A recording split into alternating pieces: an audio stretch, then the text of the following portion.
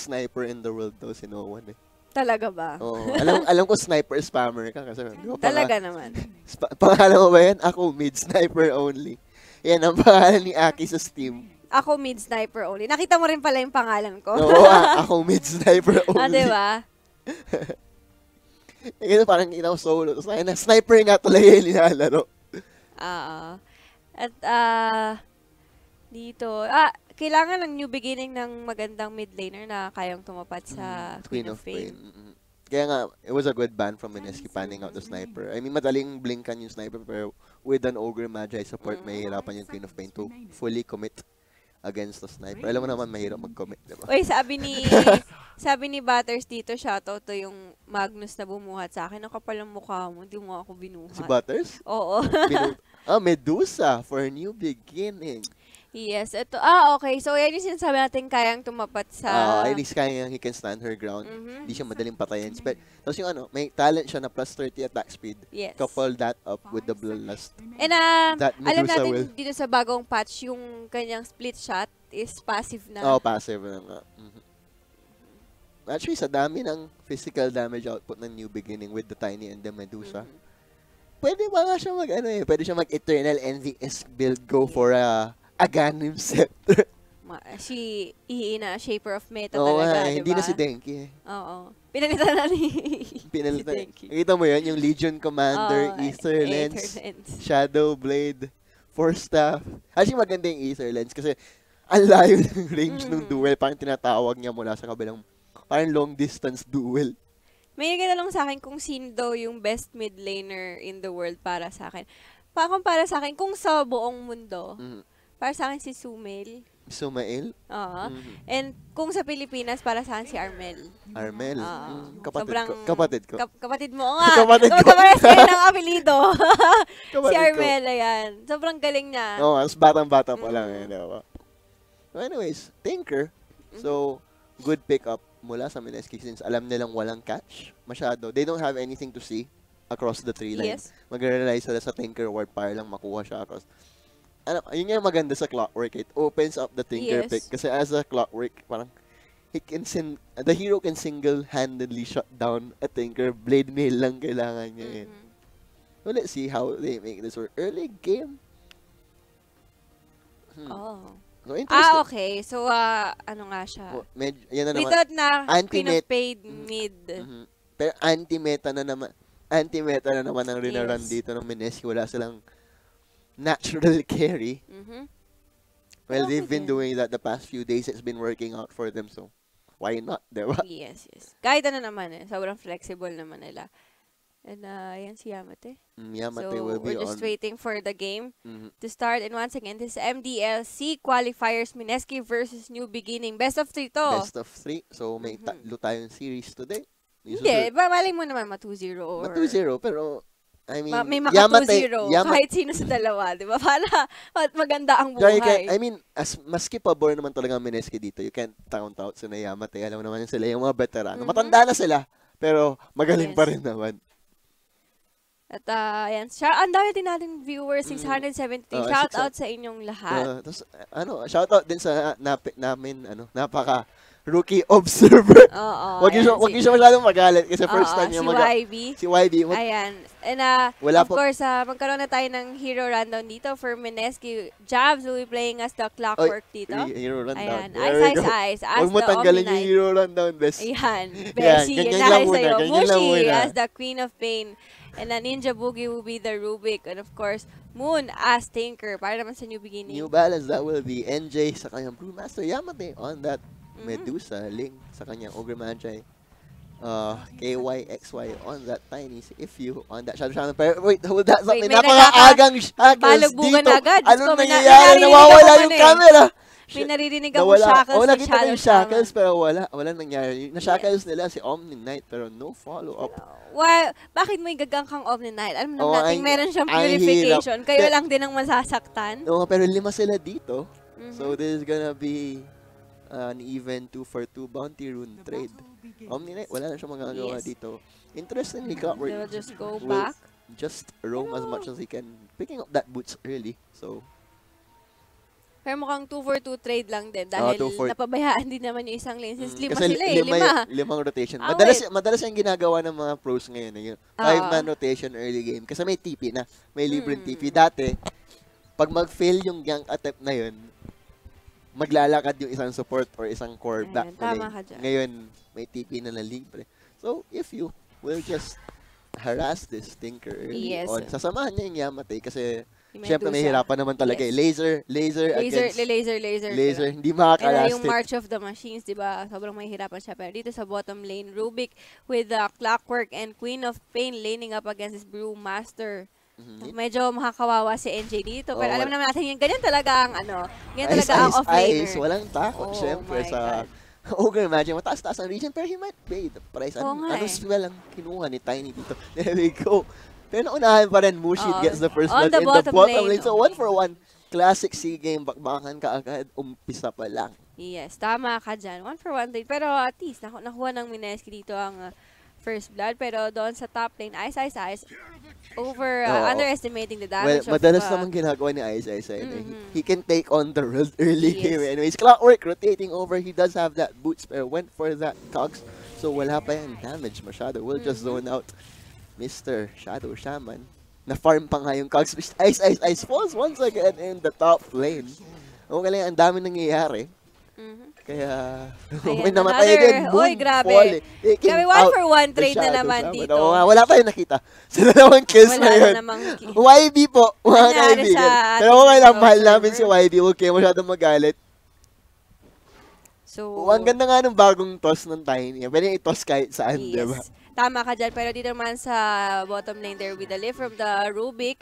With no damage coming Kita mo naman si NJ still at level 1. Medyo sobrang matinding zoning out ang ginagawa niya.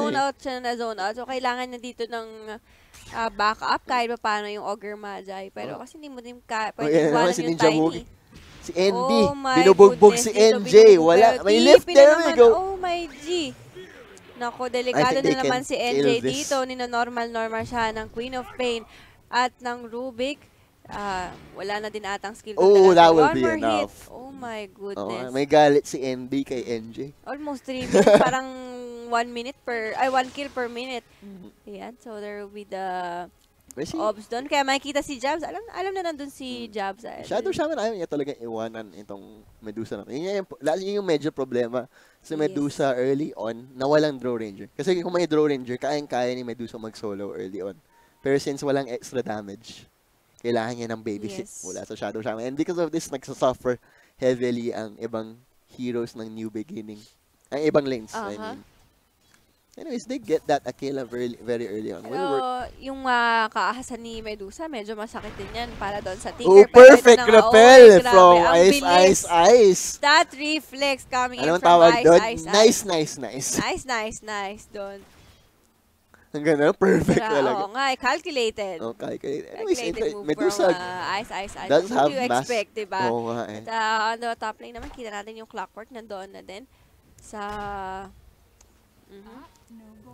So, interestingly, Mask of Madness ang item queued up ni Medusa dito. Medyo sumisikat nga siya na item on the hero. Kasi especially, dalawa na naman yung kakas niya eh. Once makas niya yung dalawang yun, he doesn't, pero delikado sila dito. May smoke, pero nakita sila there with the avalanche from the Tiny. Oy, hinagis, binalibol. Pero may lift from the Rubik. Kinuha pa yung rune, no? Pero nandito ang Ogre Magi to help. Shadow Shaman coming. Parating na. Shadow Shaman, oh my God. Ang daming tumatalon-talon sa game na to. Para silang nagbabalibol dito, pero they are chasing. Committed. Ang ganda ng turnaround purification from Ice. Will it be enough? Jabs very low. Toss will be there to secure the kill. Hindi pa tapos ang laban. Pero Tiny falling low, but they will just back off. The salve was there, so wala, no way of canceling. Pero ang tagal na parang nag-volleyball nga yung dalawa. Jabs has rotated over to the mid lane, filling up Tinker's bottle. Yes, tama ka dyan. Uy, medyo nakakalamang ang Tinker. Hindi. Nakakalamang in terms of last hits and nice yung Medusa. Pero, so, naging effective din pala yung pag-babysit. Uy, medyo delikado si NJ dito. Mukhang maspatan siya ng Queen of Pain. And then we go solo kill from Mushi.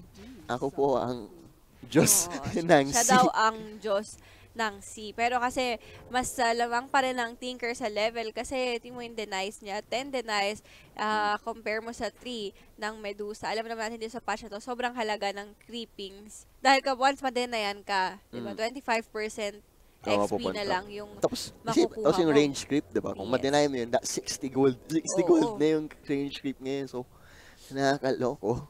Parang sobrang dali. Kaya parang normal timing na ngayon ng mga Battle Fury. Kunyari sa AM, 13 minutes, mabagal na yun.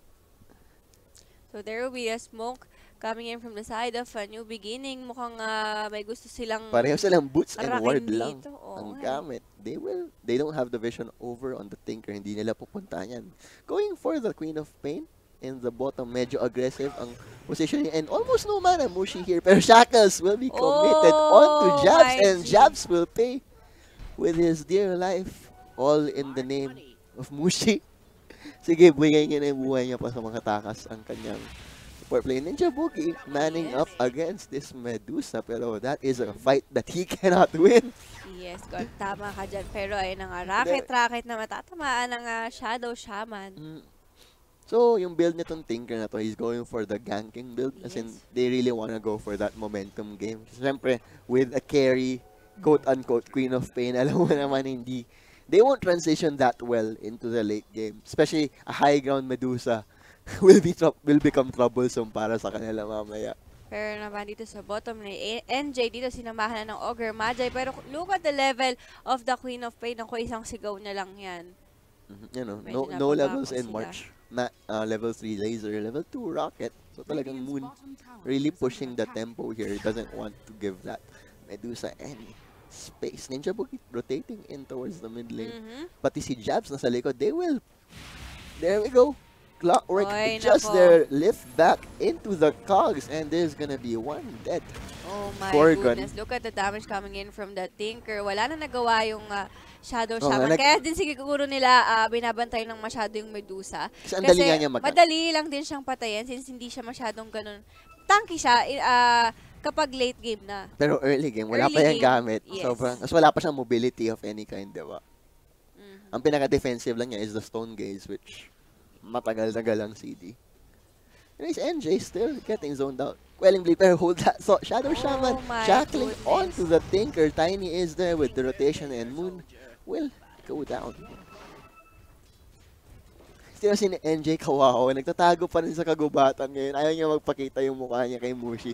Kasi alam niya, once makita, level 5 pa rin siya 8 minutes. And there's a very concerning fact for that Brewmaster. 8 minutes level 5 for an offlane versus their carry, level 8 Queen of Pain. Yes, pero dito there will be the Clockwork. Diba si Jabs, kinuha niya yung rune. Tapos nag-taunt pa siya right after. Tamang ano lang. Tamang asar lang. Okay. Diba? Pero dito naman sa bottom lane, there will be the Queen of Pain. Dito mukhang maspatan pa ang Brewmaster once again. There will be the Rubik. 3-man rotation. Walang pag-asang mabuhay itong Panda na to. Sabi nga ni Ice, Panda is dead. Direct, pwede mo makita yung ating network dito on to the top lane. Level 6 na itong Omni Knight against level 7 Medusa. Medyo nag-rotate na yung Medusa since hindi niya talaga kayang mag-lane up against dun sa Tinker. Nahihirapan siya. Feeling ko itong Panda Bear din, siguro dapat mag-rotate na lang siya.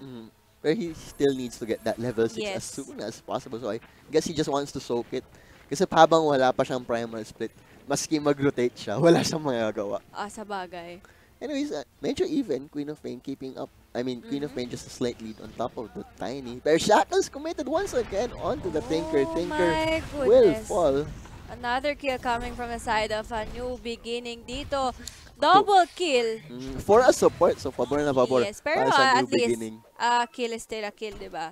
Kahit support man yun napatay mo. So, interesting talagang lahat ng action nangyayari lang sa mid lane. Ngayon. Anyways, Ninja Boogie, Ice, ayaw pa rin yung umawat dito, manning up against Yamate.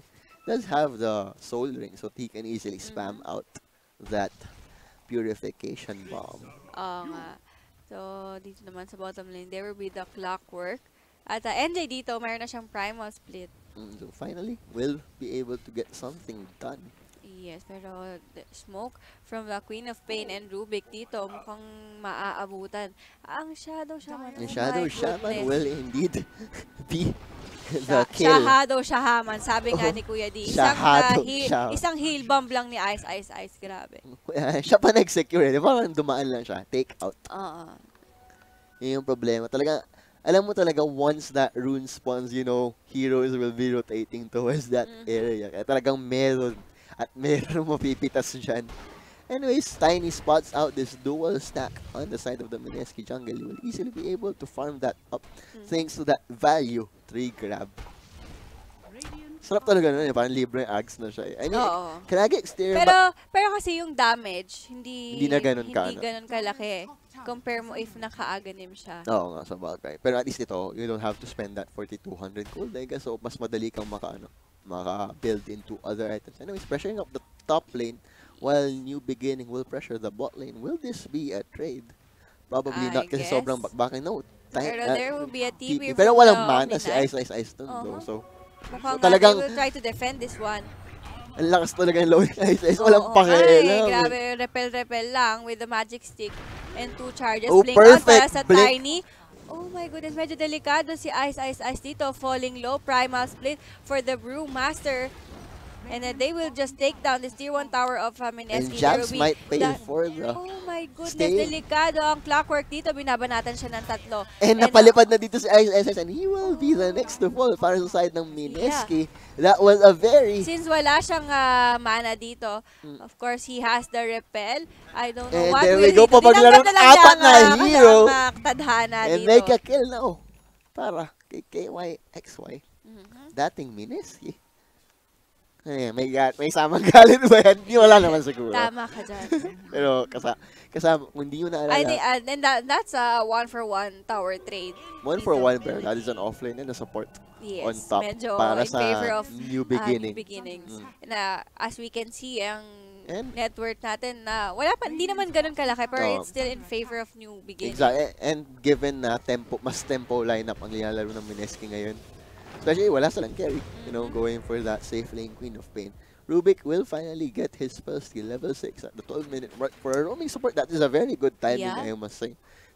Kasi minsan nakakita ka mga level 5 support, 14-15 minutes. And the pro scene, pag mas malala pa siguro yan.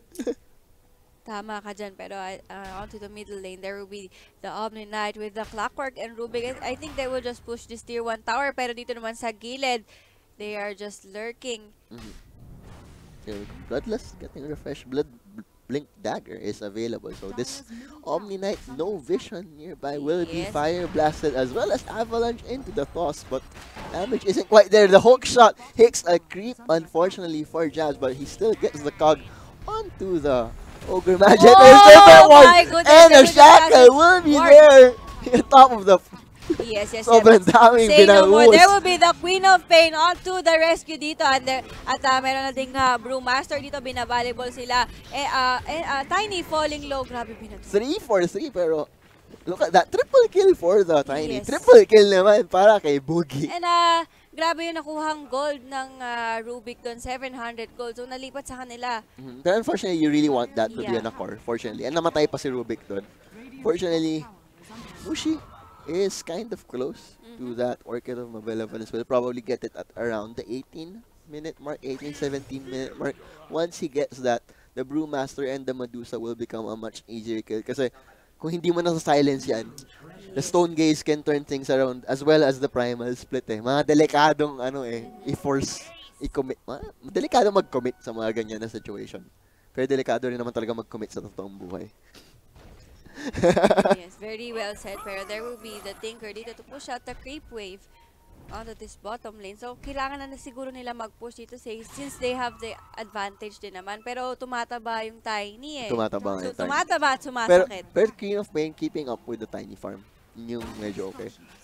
And unfortunately, Medusa, despite the early struggles, is third on the network chart. So that will be the problem for Mineski moving forward. Does already have the Mask of Madness going for that Hurricane Pike next. Once he gets that Hurricane Pike, then a hard kill becomes even harder. Pati the very good utility, syempre pag may ma-hook shot, may ma-cox. If that 4 staff is available, sobrang nababaliwala talaga ang Clockwork sa moment na yun eh. Tama ka dyan. 15 minutes into the game dito. Wala pa, dalawa lang tier 1 tower dito ang napapatumba ng Mineski sa side ng New Beginning. Dito sa bottom lane, napupush out nila yung creep wave. So there will be the Queen of Pain to counter push. Dagger is also available for Brewmaster now. They spot out the Clockwork. This there. Oh my goodness, and that napakabilis. is one dead. Jabs, tinapunan pa ng puno. Yes, si medyo Tito Mushi. naging careless dun yung Clockwork. Hindi siya nakita they don't had have a the ward. vision. Oh, they had a ward sa may Yes. river. Pero that was a very ambitious positioning from parang Jabs. And there will be a TP coming in from the Rubik and Tinker dito. I think they will go for a chase or not. Probably, wala pa si Clockwork. Hindi, nagde-ward lang. And they want the Clockwork to really... Yes. Clockwork naman talaga yung real catch nila. You don't want the Queen of Pain. Hindi mo gusto siya yung una magbe-blink. Kasi kung siya yung una magbe-blink, masya-shackles lang yan. Maburst lang yan. Walang mangyayari. Clockwork, syempre, expendable siya. Kaya okay lang talaga siya yung maunang tumalon sa mga fights. Kaya matay. Still, farming up a storm here. Pero dito, Moon against this Medusa. Medyo... Anyways, talagang New Beginning. Don't want to hold up the pressure. Another kill. Ninja Bookie fall. Jabs is also there. My Also, goodness. There will be the Queen wave. of Pain. Bebe wave. Oh my god, there will be Tinker is the also toss. there, and they will be able to get the turnaround. Tiny on the run. Will try for the TP out. Won't be successful. 3 for 1. Good turnaround mula sa Mineski. Yun nga yung problema. If New Beginning don't have that fast, talagang fast pick-off, ang dali mag-react eh. You have the Tinker, you have the Queen of Pain. Both very mobile heroes across the map eh. Kung magkamali ka against Mineski, they will pounce. Yes, and because of that, 3-4 nating side, Mineski will just push out this tier 1 tower. At liliit ang mundo ng New Beginnings because of this. Gusto ko yung set ni Ice. Parang anghel daw siya eh. Diba? Ay, oo. Yan yung bagong treasure. Ayan ba yung bago? Yung may yung Singles Day Appreciation Sale ba yun? Yun, diba? Ang cute eh. May pak-pak. Anghel daw si Ice. Angel na angel siya. Hindi naman talaga yung ano niya, diba? Yung parang ano niya, role niya. Guardian Guardian Angel. Oh. Banal na tao naman. Banal na tao. Pero si Ice. Banal ba na tao si Ice? Hindi natin alam. So, Mask of Madness and Dragonlance is up for the Medusa. Tingin tayo ng item check dyan. Item check tayo. Item check, grabe. Nangunguna sa ating network, ang Queen of Pain.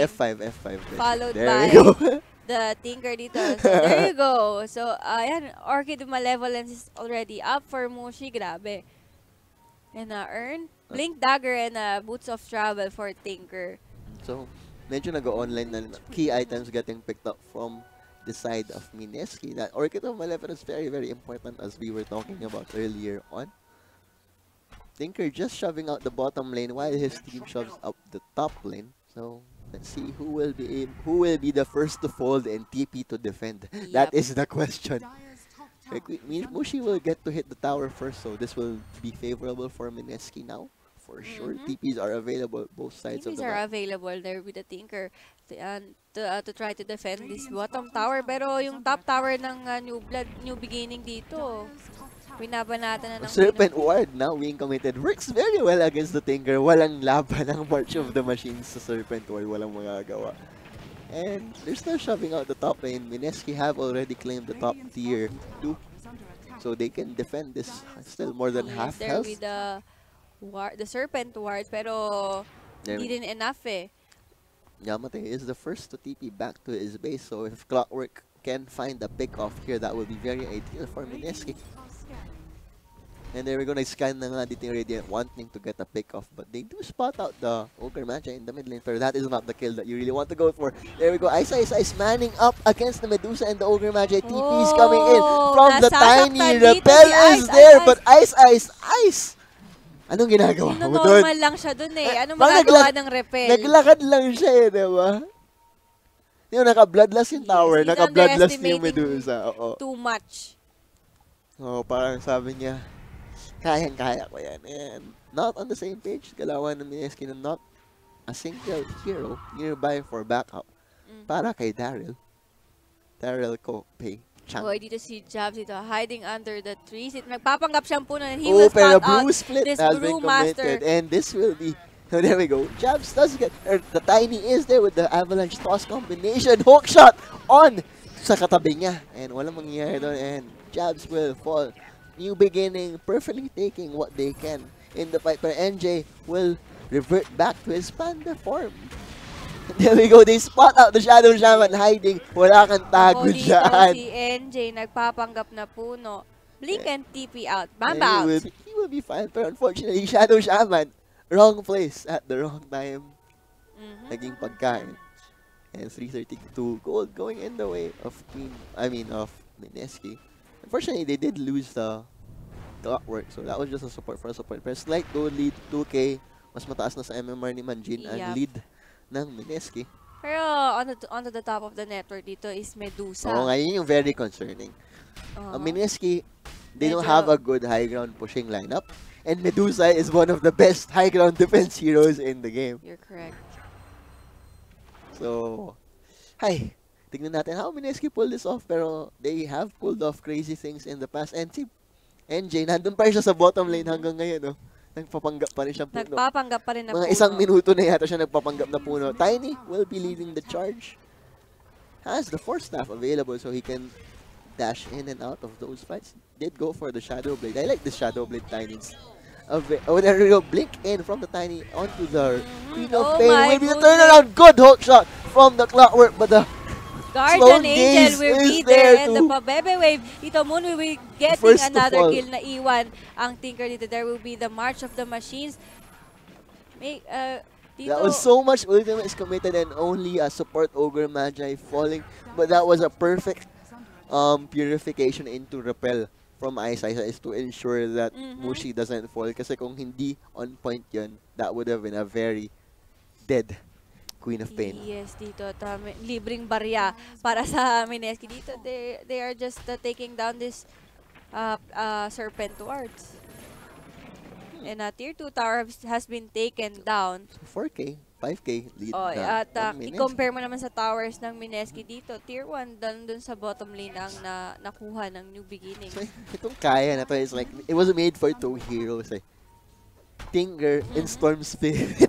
Sobrang, parang hindi na buff yung mga heroes, but thanks to what the Kaya does, yung mana cost reduction, sobrang ang ganda. Anyways, mid lane getting pushed out.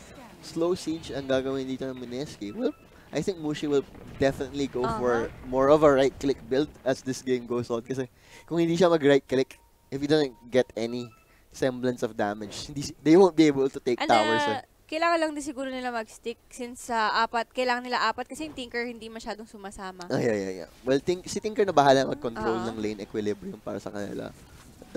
Nag-rotate dito ang New Beginning towards that Tinker. Will he be caught out? He is very deep into the tree line, so I doubt. Pero dito sa bottom lane, grabe, nagsama-sama na sila. And the Hurricane Pike now picked up by Medusa around 2,000 gold away from his Black King bar. So, very big item. Once that Black King bar is up, I don't think anyone on the side of Mineski can take him out. So, New Beginning will probably smoke or something once he gets that 10-second BK. He has to get some value off of it. And now, so Mineski will just try to take down this Roshan. Si Mushi, he is still not going for any right-click damage. Going for that Ginsu. I guess they really just want to be able to control the team fights as much as possible. And New Beginning will not be able to contest this Roshan in any way. So, an opening for Mineski to go high ground. Yeah. Very hard to kill that Queen of Pain right now, especially with Iserfest backing up even harder with that extra life. Ayan. So, I think since nakuha ng Mineski itong Aegis advantage, they will just push out this Tier 2 tower of New Beginning. I wonder how will New Beginning will defend their high ground. Well, if Mineski opt to go for the slow siege, New Beginning won't be able to do much. But with the Tiny has such good initiation. So if that Queen of Pain is alone, he can get tossed back all the way to the waiting arms of a Shadow Shaman. Talagang wala na siya magagawa nun. And Mushi does have his Ginsu up. Scythe of Vice pala. I'm sorry, I am old school. Ginsu pa rin ang tawag ko. Scythe of Vice na nga pala. Ginsu. Ginsu pa rin ang tawag ko ngayon. Anyway, Scythe of Vice being picked up by Mushi. So As we can see dito sa bottom lane, New Bloods dito, tinatry talaga nilang i-push. Talagang, pero Mineski, what can you do? Merong tinker eh. For them to really be able to push. Pwedeng mag-TP lang yan at sumama eh. Oo. They have to commit Serpent Wards talaga, which the Tinker will have a hard time dealing with. Kasi, syempre, doesn't work against Serpent Wards. Pero may magkakaspatan dito. Queen of Pain. Oh, there will be the use dito. Uy, grabe. Patay ka agad si Brewmaster. They didn't even get to use his Brew Split and instant value from the split. And a double kill for Moon. On the side. So, ito. Easy high ground transition. 8k gold lead now in the bank. Aegis also still available. Ice. Walang takot sa mundo. May pakpak ako. Aangat ako. Pwede lumipad. Oh, and there we go. 2 lanes. Getting pressured out by Mineski, even the mid lane and the top lane. So this could very Tiny preparing to get something done. He has to do something quick because those towers will not last against the Mineski siege.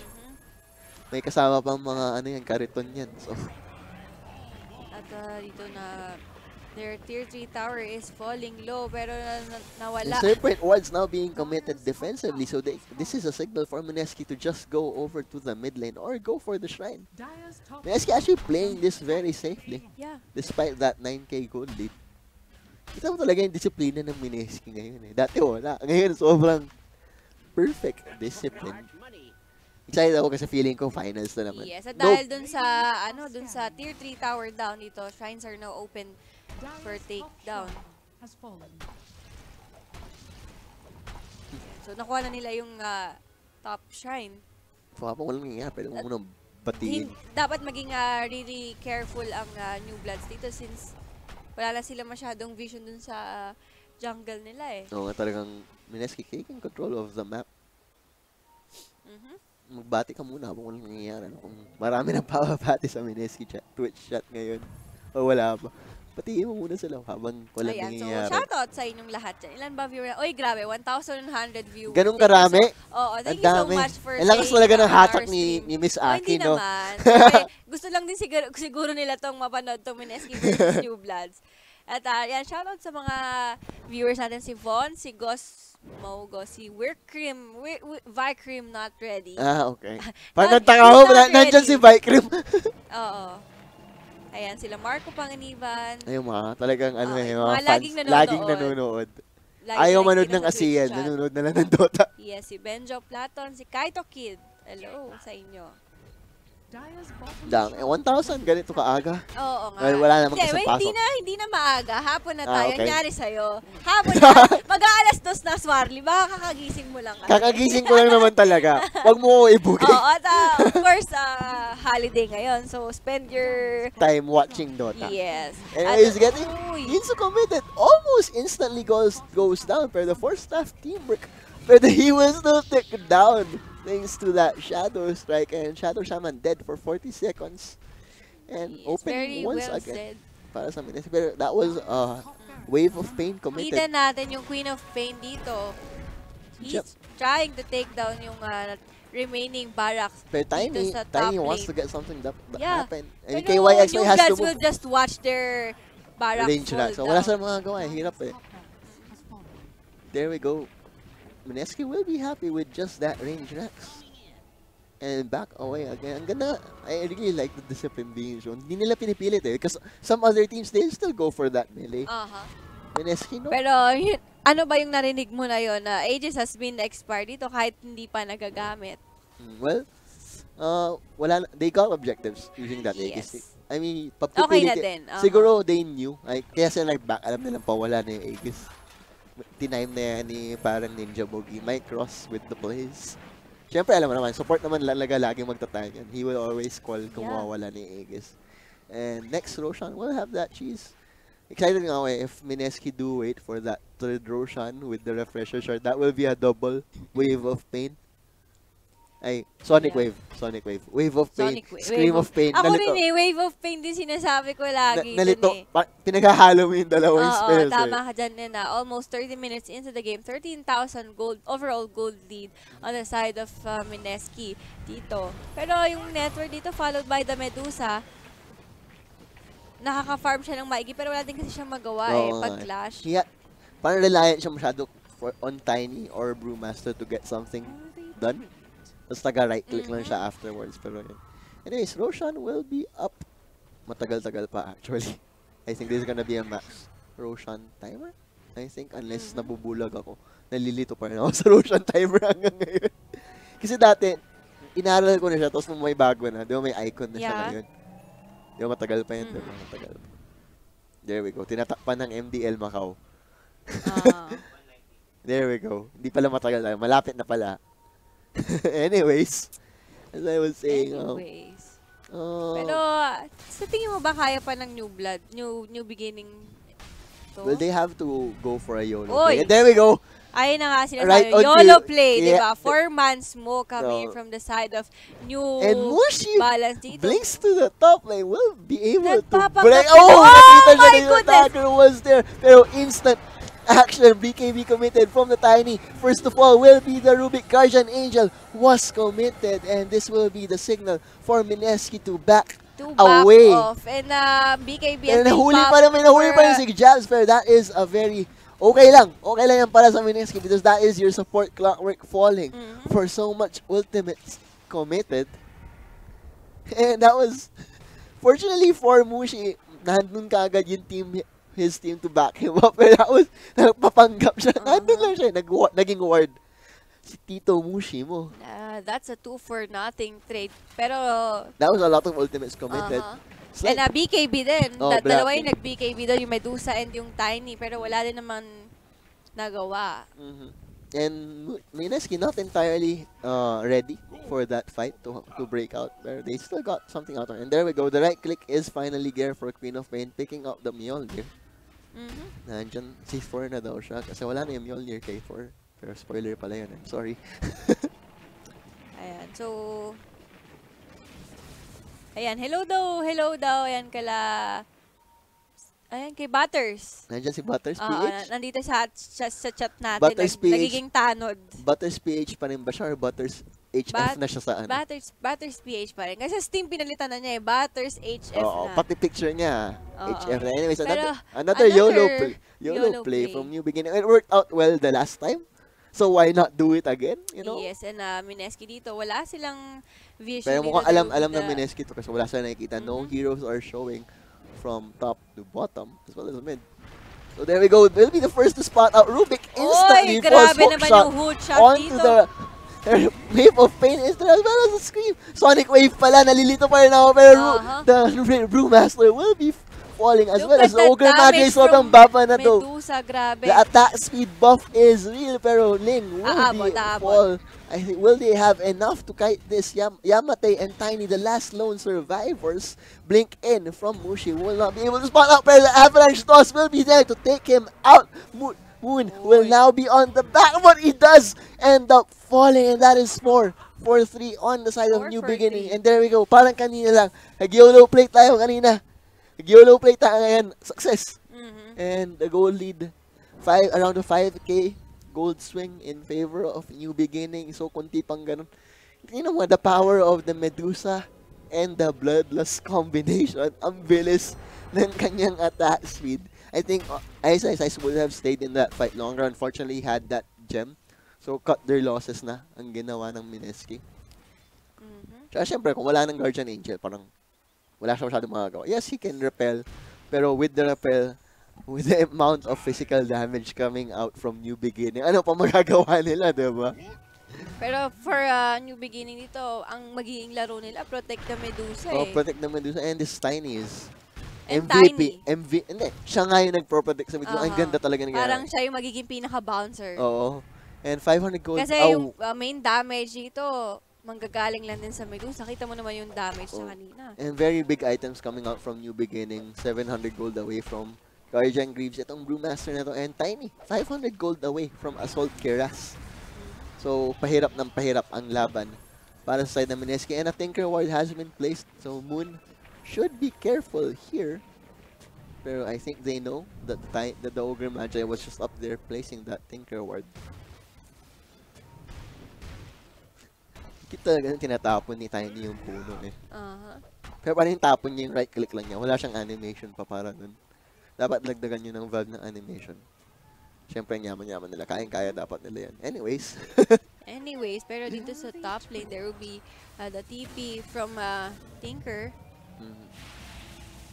There will be the Rubik and Omni Knight together with the Clockwork to defend their mid lane. I think the only way for Mineski to really win a fight is to make sure to use Guardian Angel on top of a Black King bar to ensure that no one gets killed during the duration of the Black King bar of the Medusa and the Tiny.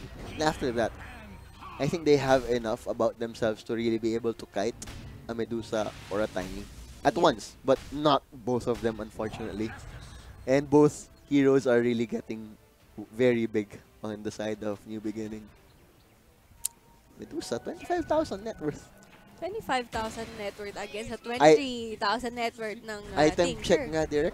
Tignan nga natin. Patingin daw ng items ng Medusa dito. Oh my goodness. Boots of Travel, Eye of Skadi, Hurricane Pike, and BKB. Working towards the Mjolnir as Mjolnir. well. So once that Mjolnir is up, as well as the Mask of Madness and the Bloodlust buff from the Ogre Magi, that bow and arrow is basically a machine gun.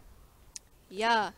Pero dito, New Beginning would like to go for a Roshan, pero alam nilang delikado. Yeah, very good. Chinek lang din nila. Chinek lang. Just making sure. Kasi wala rin sila nakikita sa side ng Mineski na papakita sa mapa. The Tinker still shoving out the top lane. I mean the bot lane as much as he could. New Beginning now backing away. Vision game. At least New Beginning have won control of their jungle once again. Kasi kanina, di ba, wala na eh. They really had nothing outside of their vision. But thanks to those two very good smoke ganks, they are back in the game. I mean, maski 9k lead sa Mineski, parang pakiramdam ko ngayon, New Beginning yung may lamang eh. Ayun, tama ka dyan. Pero I think Mineski is having a hard time dito para ituloy yung nasimula nila since kayang-kaya ng sumabay ng New Blood. New Blood sa kulong New Blood. New Beginning. At least hindi mo nasasabi New Balance kasi ibang-iba naging sapatos na. Sabi nga daw ni Manjean, pag may Medusa, may magdudusa. Pero mukhang... Depende na lang. Depende na lang. Oo, kung sinong... Kung maging successful yung pag-defend ng New Beginning doon sa Medusa, may magdudusa talaga. Pero if ever Mineski dito, FF nila yung Medusa, di ba? Pero that is a very third time. Kasi as long... Ang kailangan lang i-press ni Medusa, pag makita niyang in danger na siya, just has to press R. One button lang. And that R is enough to turn things around. Stone Gaze. Ganun katinding spell. Tignan nga ang talent. What talents did he go for? Oh, he Split gets shot uses modifiers. Okay, so Skadi for everyone. And he didn't go for the 2.5 second Stone Gaze duration, which could really spell more problem. He really just wanted to get tankier. So he went for that 800 mana. 800 mana, ridiculous talent, by the way. Rubik farming up will get avalanche toss. Medyo na greedy si Captain Mike. Yeah, pero there will be a TP coming in from the Tinker. And Glyph of Fortification has been activated. Nagpapanggap na puno dun yung Shadow Shaman. Pero they're damage nung Medusa. Really wait talaga. Pero hook shot onto the Tiny dito. Mukhang namali ka ng pinasukang liga dito. Uncle Jabs. Anyways, we'll go for the TP out. I think, yes, he does indeed make it. Mushi as well, committing over to the top lane. Doesn't quite get it. And unfortunately, that melee barracks has regen. So he will be there. Oh, Jabs still actually falls? How did Jabs fall there? I thought he TP'd out na. Or was it cancelled pa? Na-cancel siya at the last moment. Unfortunately for him. And that could have been a good play if they got that melee racks. But unfortunately, nakakaramdam ako ng long game. Oo nga eh. Both teams defend high ground especially well. As maski makakuha ng gold advantage in New Beginning mamaya, I think, master of lane equilibrium yan. He can keep all lanes shoved in his team's favor talaga eh. Anyways, Tiny now going for that Yule Scepter just to counteract that Orchid of Malevolence on Medusa. Kasi syempre, you know, as sabi mo mukhang magiging long game to. So yung Orchid of Malevolence na yung Medusa, malamang magiging, ano yan mamaya, magiging Bloodthorn. And going, yan, luxury item na si Medusa now, going for that Moon Shard. Moon Shard. Grabe, sasakit na sasakit tong si Yamate. Pero Mineski going in for a Roshan kill dito. At alam natin kapag meron na silang Aegis, di ba? There we go. So, ayun na nga. Mushi securing that Aegis of the Aegis tsaka Cheese. Aegis of the Immortal. Aegis and Cheese. So, third Roshan. Later, we'll have Refresher Shard. Kung wala pa rin magawa yung Mineski mamaya with a Refresher Shard, sobrang magiging ano na sila. Like, sobrang matatakot na talaga sila to get anything done in this game. Anyways, good warding from the side of Mineski. Will be able to save Queen of Pain's life. Nakita niya yung motion. Oh wait, it doesn't actually was Aegis. Was popped by Queen of Pain. Nahuli pala siya doon. And that was a wasted Aegis. Yes, tama ka dyan. Wasted Aegis nga. Pero dito si Jabs, blocked by his own cogs.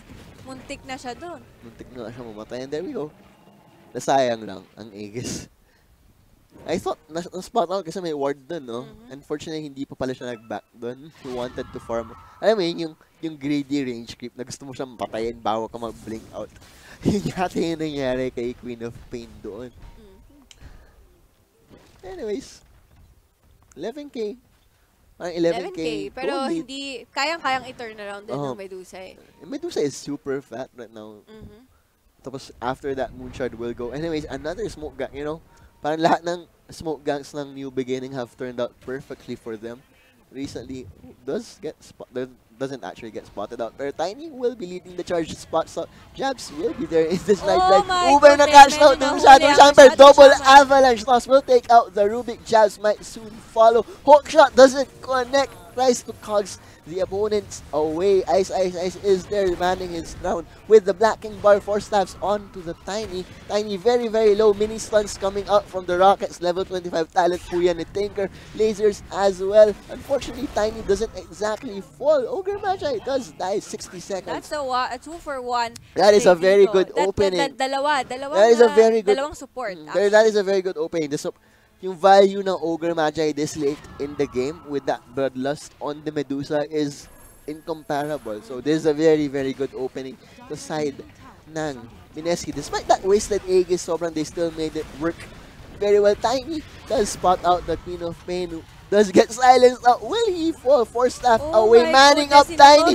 It will fall 80 seconds down. Buyback is available, but Queen of Pain maybe falling, namatay na lahat ng kakampi niya, and he does indeed fall for dead. Medyo maasim yung ginawang dive doon ni Mushi. Mga kaibigan, na-blinking talaga siya. Wanted to kill that Tiny. Napabayaan nila yung Medusa. Even if they want to focus on that Medusa, mahirap eh. Tignan mo yan, that is basically 5,000 health with the mana shield. And Rubik, the lone survivor, that 12k go lead now down to 3k, and with buybacks, I'm sure kailangan mag-buyback dito ng Mineski because that will be a free racks otherwise. Free racks. Pero kasi bakit patingin naman ng mga buybacks? Yes, meron silang mga buybacks, yung 4. Yung Tinker, pero he will be there soon naman. Hindi natin kailangan ng buyback. Okay, unfortunately, Tier 2 towers will taken down by Medusa. 50 seconds. Wala pa rin. They don't force the high ground. They will just go for the top lane. Nandiyan pa rin yung top tier 1. So, extra gold going in the way of New Beginning. Nalilito na rin ako sa sapatos na. Anyways, there we go. This will be a very even game at this point with all the gold just swinging in the way of that Medusa. 36,000 now in the bank. Pwede nang bumili ng kotse. Hi. And Shadow Shaman does have his Aghanim Scepter na at this point.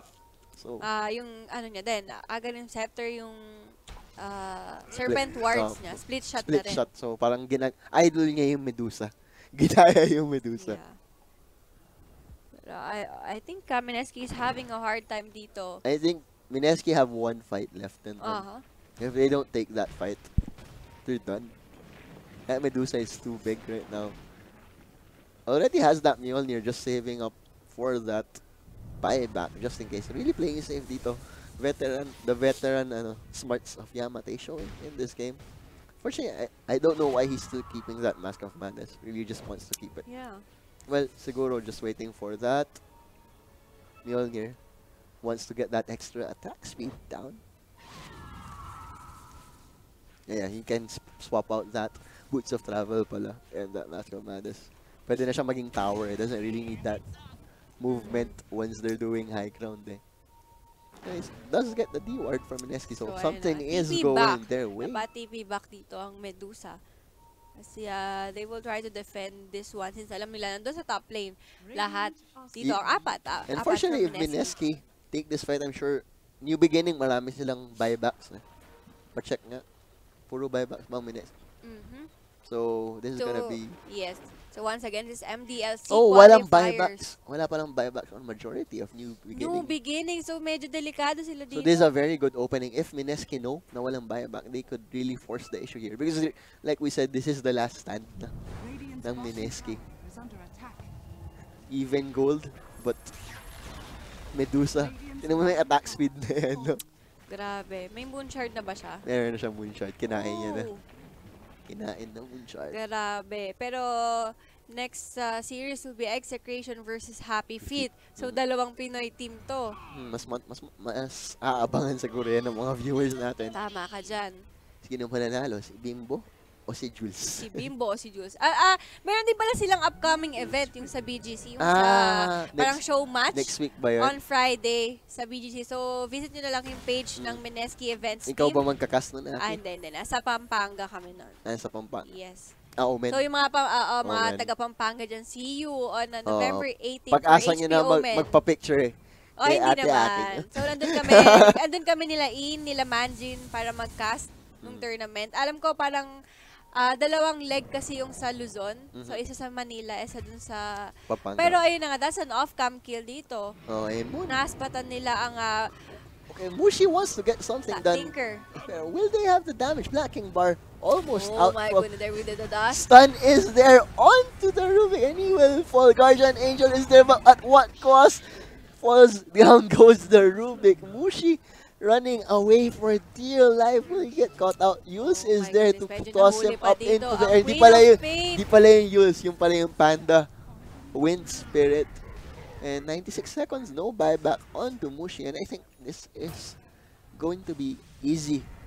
A too easy set of Raxes on the side. There will be a buyback coming in from that Tinker at kita-kita naman natin. What can he do? Yeah, pwede siyang mag-March of the Machines dyan, pero they're tanky na eh, kaya wala na ding ganap. So kita mo naman yung damage ni Yamate dito. Moon almost dies instantly. Goodness.